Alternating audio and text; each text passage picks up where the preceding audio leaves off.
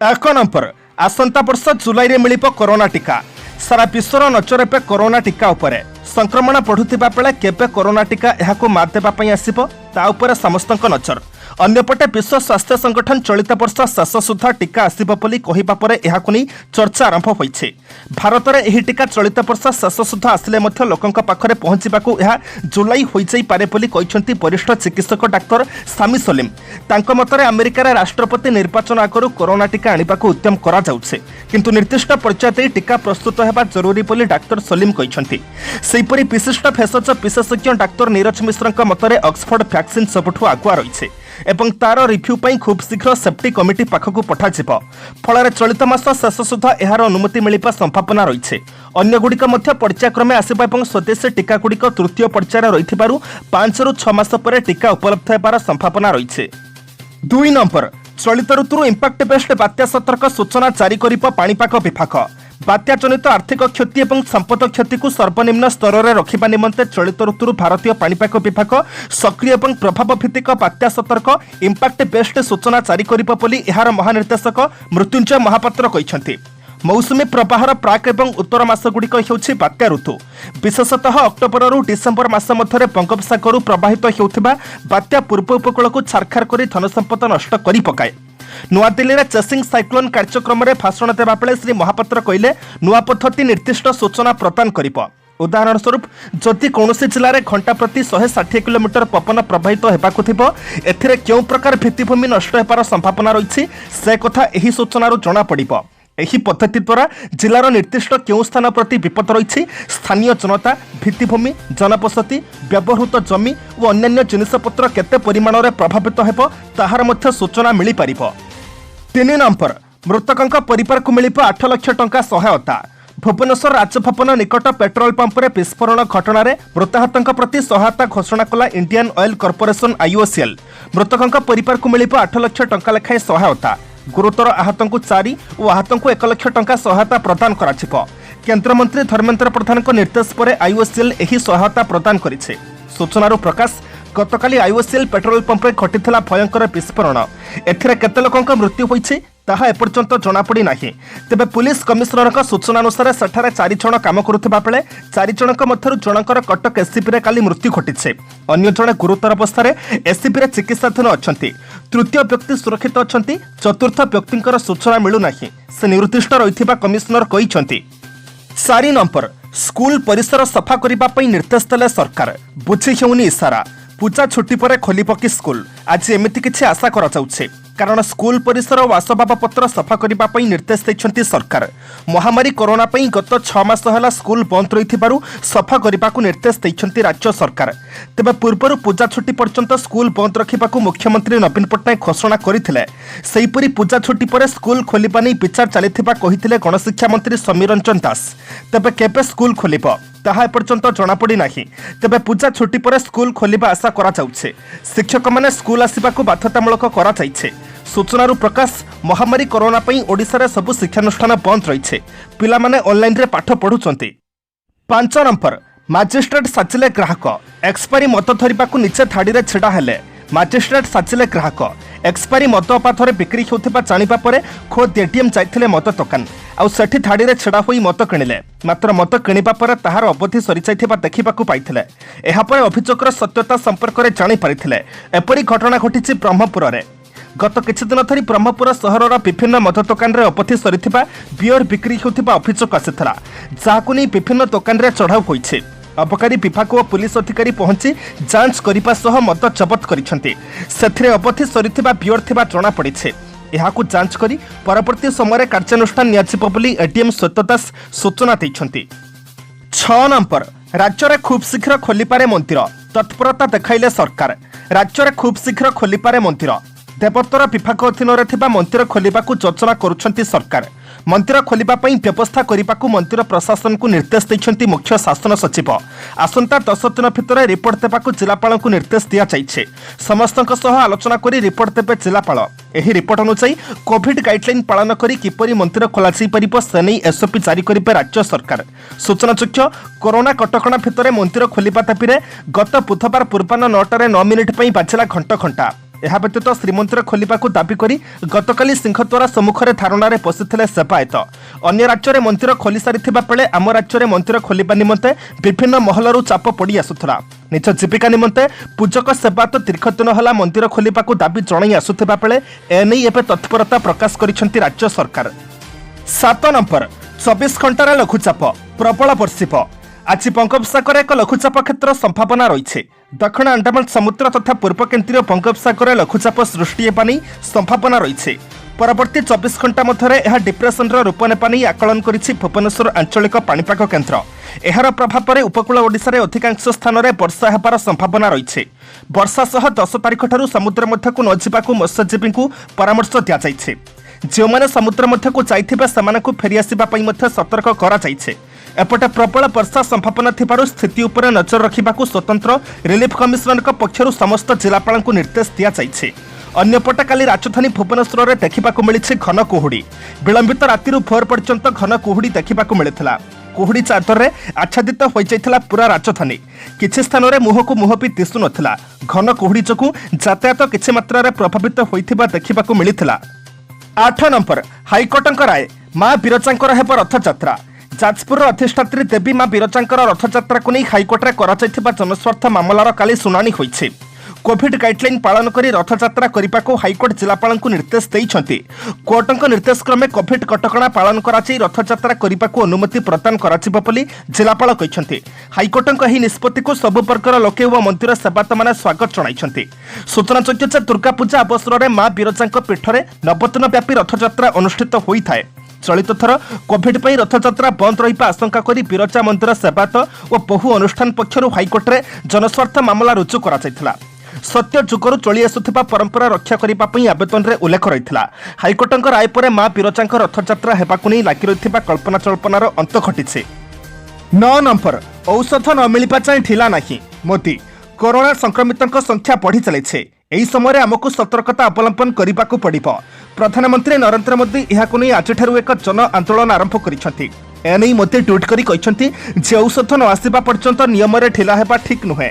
ଆଗାମୀ ପର୍ବ ଏବଂ ଥଣ୍ଡା ପାଗକୁ ଦୃଷ୍ଟିରେ ରଖି ଏହି ସଚେତନତା ଅଭିଯାନ ଆରମ୍ଭ କରିଛନ୍ତି ମୋଦି। ପ୍ରଧାନମନ୍ତ୍ରୀ ନରେନ୍ଦ୍ର ମୋଦି ଟ୍ୱିଟ୍ କରି କହିଛନ୍ତି ଆସନ୍ତୁ କରୋନା ସହିତ ଲଢ଼େଇ କରିବା ପାଇଁ ଏକଜୁଟ ହେବା। ମାସ୍କ ପିନ୍ଧିବା, ହାତକୁ ସଫା ରଖିବା ସହିତ ସାମାଜିକ ଦୂରତା ଅନୁସରଣ ଏବଂ ପରସ୍ପର ମଧ୍ୟରେ 6 ଫୁଟ ଦୂରତା ଅବଲମ୍ବନ କରିବା ଦରକାର।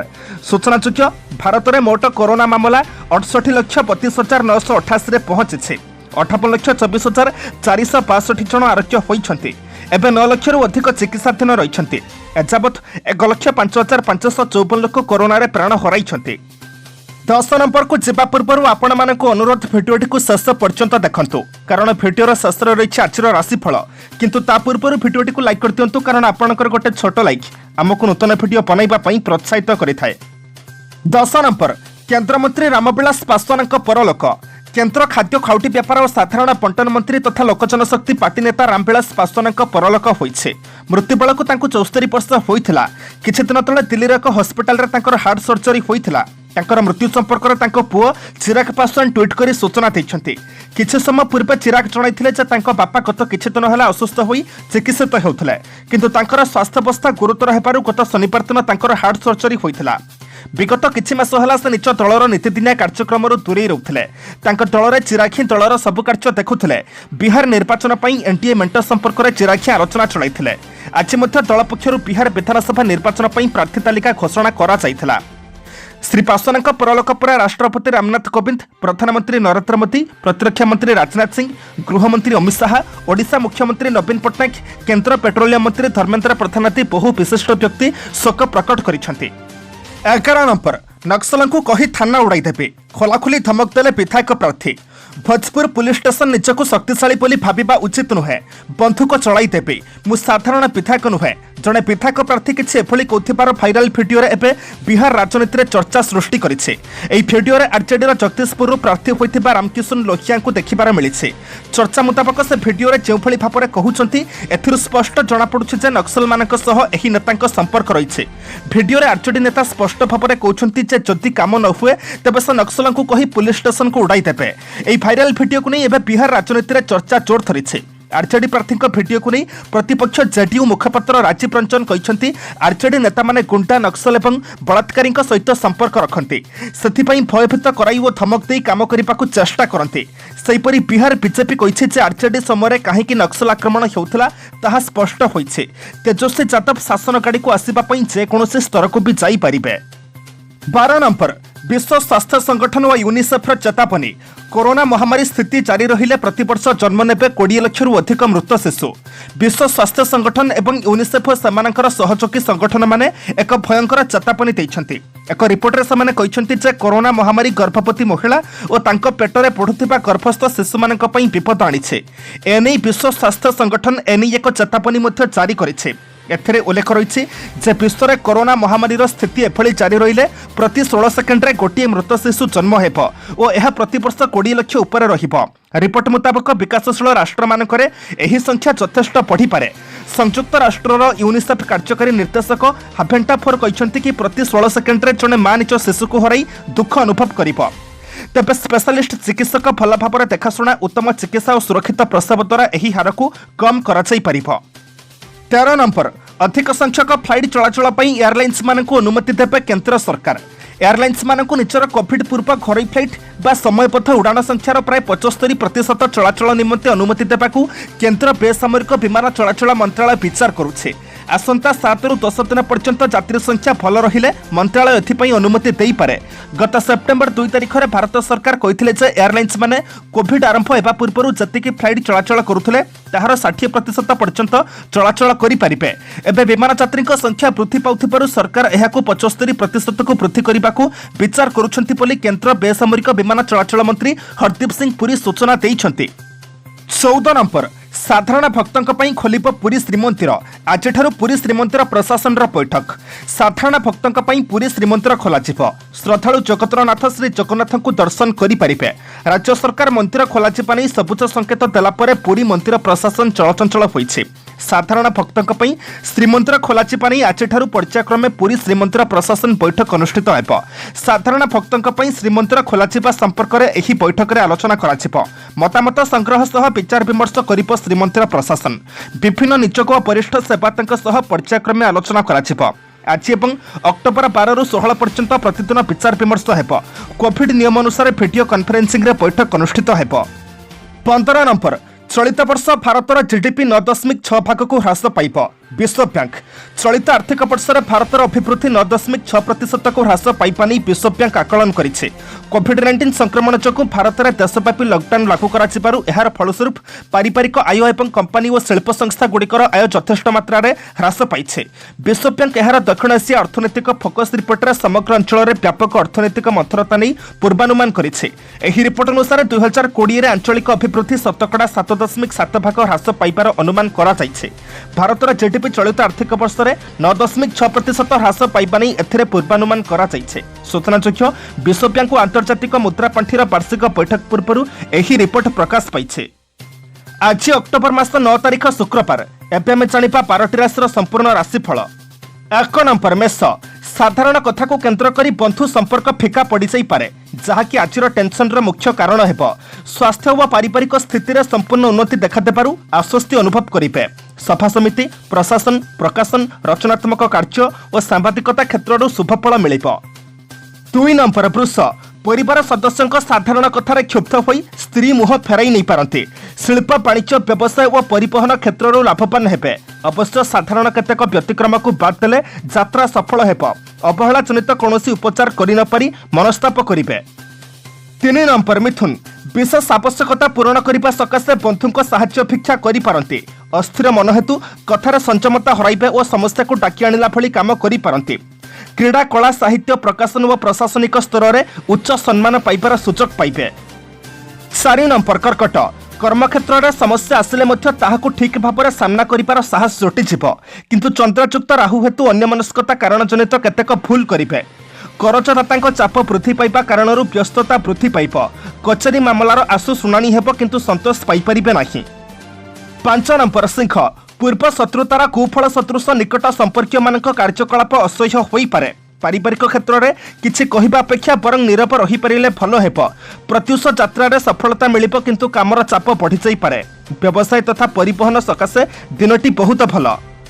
6 नंबर कन्या परिवार भितर किछटा गोलमालिया परिस्थिति सृष्टि हेबार आशंका रही।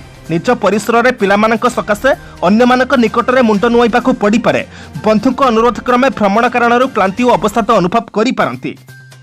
7 नंबर तुला पाइबाकू थिबा अर्थ किंबा कोनोसी जिनिसपत्र सकाशे कलहर सम्मुखीन होई पारंती। कर्मक्षेत्र में बाकी रही बहुत गुड़ाए काम सकाशे टेंशन बढ़ी। अप्रिय सत्य कथा प्रकाश करने द्वारा सम्मान वृद्धि पाइब किंतु परोक्ष शत्रुता मध्य सृष्टि हेब। 8 नंबर बिछा आज बृहस्पति दृष्ट चंद्र प्रभाव प्रियजन सानिध्य मन खुशी रहिब। कर्मक्षेत्र में ठीक और जुक्तियुक्त कथा कही अन्य मानक आपणाई नेबे। आज यात्रा लक्ष्य पूरण पारिवारिक सौहार्द्य शुभ खबर एवं व्यावसायिक उन्नति घटिब। राजनीति नूतन कर्मारंभ कला व एजेन्सी प्रभृति सुफल पाइबे। 9 नंबर धनु शारीरिक सुस्थता और पारिवारिक सौख्य मन को आह्लादित करिब किंतु अन्य मनस्कता किंबा विस्मरण जनित कौनसी जिनिस हराई दुखानुभव करि पारंती। स्थगित काम को सहकर्मी भाई भौणी अध्यस्थन कर्मचारी द्वारा कार्य साधन करिबे। समाधान रास्ता खोजी बाहर करिबार समर्थ हेबे। 10 नंबर मकर आज शुभचंद्र प्रभाव में अभिलाष पूरणु मानसिक शांति बंधु मिलन आनंद लाभ करेंगे। अष्टमस्थ शुक्र आपण को भ्रमण नूतन स्थान परिदर्शन एवं मनोरंजन सुजोग आनीदेव। शिल्प वाणिज्य व्यवसाय परिवहन और निर्माण क्षेत्र में सामान्य व्यतिक्रम देखा पारे। 11 नंबर कुंभ पारिवारिक क्षेत्र में सबू जाशुणी नीरवता अवलंबन करने को बाध्य हेबे। सामाजिक क्षेत्र में असुविधा नहेले आशंका करी मन अस्थिर रहिब। पूर्व भाद्रपर नक्षत्र अन्यमनस्क हेतु केतेक व्यतिक्रम परिलक्षित हो पारे। 12 नंबर मीन दीर्घ दिन है आपण जहाँ आशा करुले ताहा आज सहज लाभ हो पार। आनुष्ठानिक कामरू किंबा आलोचना परिसर में बंधुक सह मनमालिन्य दूरे जीव। उत्तर भाद्रप नक्षत्र असुस्थता कारण केतेक काम अवहेला करि पारंती। क्रीड़ा और चलचित्र क्षेत्र में बेस आदृत हेबे।